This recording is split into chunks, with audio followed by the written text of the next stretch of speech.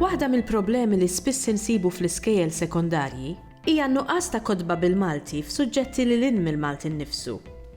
Il-Kunsill Nazzjonali tal-Ilsien Malti u d-Dipartiment ta' Tmexxija tal-Kurrikulu ħadmu flimkien ma' Gilson sabiex jerġa' jibda jkollna kotba ta' kwalità bil-sinna fis-suġġett tal-ġeografija.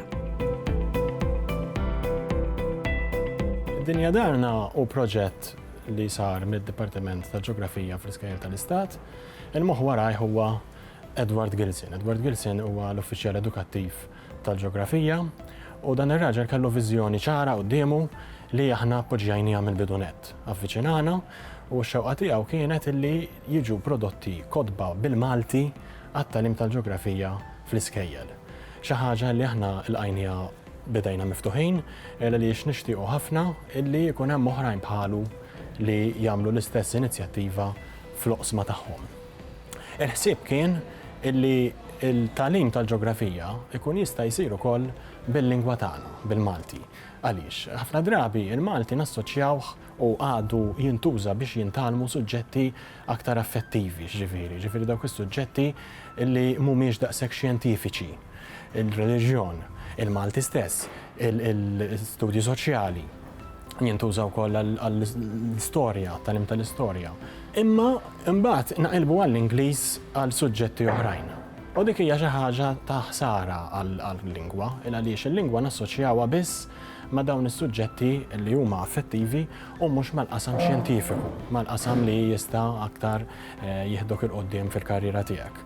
U bħala kunsill aħna xtaqna li niżviluppaw dan il-proġett flimkien mad-Dipartiment tal-Ġeografija. Il-Kunsill jaħdem ħafna biex joħloq terminoloġija fuq sma diversi.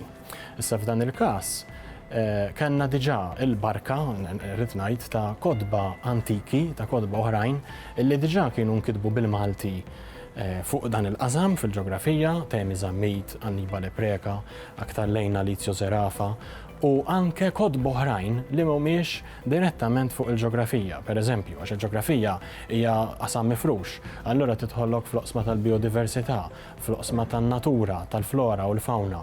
U hemmhekk ukoll kienu saru u għandna kotba sbieħ u kotba tajbin miktubin minn awturi wkoll bħala Alfred Baldacchino, Victor Falzon u oħrajn illi jitrattaw l-oqsma illi jidħlu wkoll b'xi mod fil-ġeografija.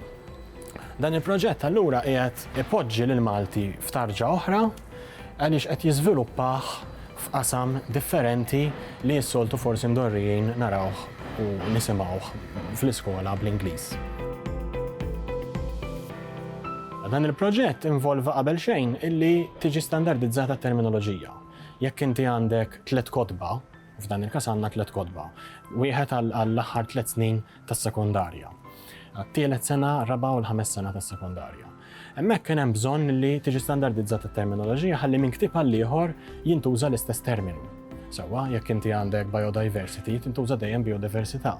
Jekk inti għandek fejna fin, globigerina limestone, tintuża dejjem franka.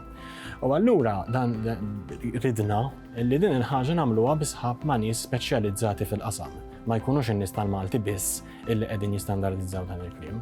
U bis-saħħa ta' Gilson ġie ffurmat grupp illi fih kien hemm kapijiet tad-Dipartimenti tal-Ġeografija u għalliema wkoll tal-Ġeografija u b'konsultazzjoni magħhom inħoloq glossarju ta' termini illi mbagħad setgħu jintużaw fil-kitba ta' dawn it-3 pubblikazzjonijiet. L-qasam tal-Ġeografija huwa minnu nnifsu marbut ma' ambjent. Issa fil-każ ta' pajjiż Mediterranju bħal Malta, inti għandek ambjent mibni bil-ġebla tal-Franka pereżempju. Allura jixraq ħafna li tfal sa minn età ċkejkna jkunu mitħla ta' kliem li jeżisti bil-Malti bħal Mija Franka, illi allura ma jużawx il-kliem globigerina, imma u wkoll ikunu jafu li globiġerina hija franka, li għandna kelma liha.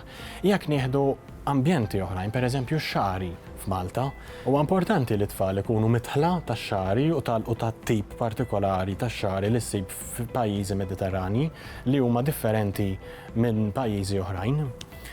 Allura, bis-saħħa ta' dawn il-kotba, qegħdin nagħmlu lill-tfal lil uliedna dejjem aktar konxji mill-kliem li jeżisti bil-Malti u minn l-ambjent illi fih qegħdin mrobbijin.